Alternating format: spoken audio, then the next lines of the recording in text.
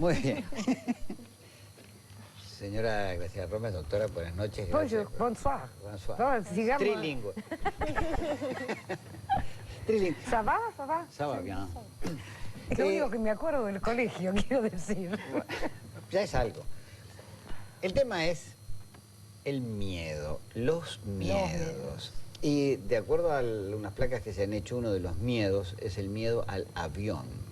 Hay muchos miedos en esta sociedad, digamos, planetaria actual de fin de siglo, ¿no? La gente tiene miedos que explicita, otros que no. Se explicita el temor a la pérdida del empleo, se explicita el temor a ser asaltado o violado por la calle, se explicita, digamos, el temor a la vejez, ¿sí?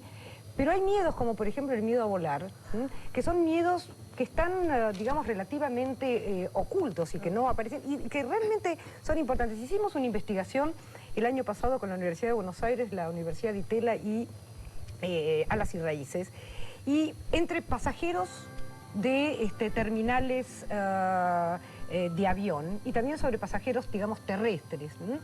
¿Y qué encontramos? Uno puede, digamos, armar una tipología del viajero de avión que discrimina en tres segmentos claros. Aquellos que no tienen temor, que podemos llamar los viajeros tranquilos, ¿no? Que representan el 63% del total de gente entrevistada.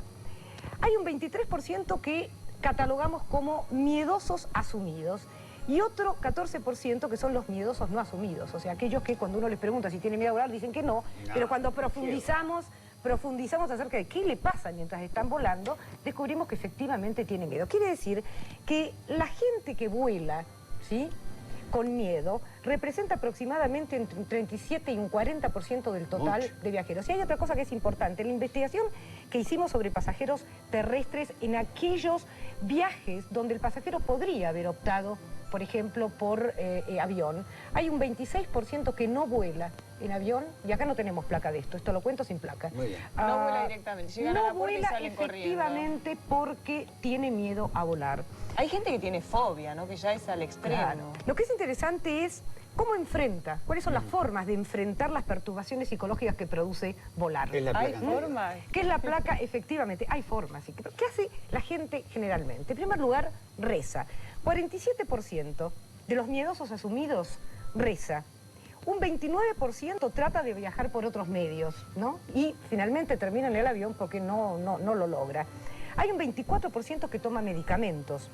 Hay un 18% que trata de conseguir un acompañante para sentirse, digamos, más contenido. Ese puede ser un vivo ese. Exactamente. Hay un 15% que toma alcohol, hay otro 10% que recurre a un amuleto cábala, hay un 8% que suspende el viaje o trata de posponerlo.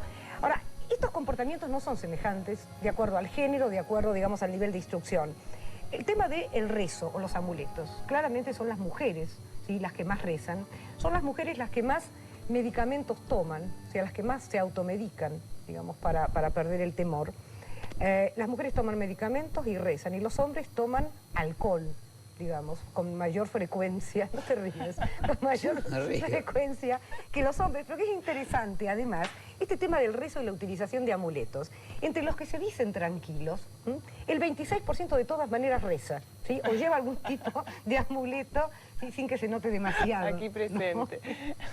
Es interesante. El tema, además, es frente a qué tipo de situaciones la gente, digamos, siente miedo.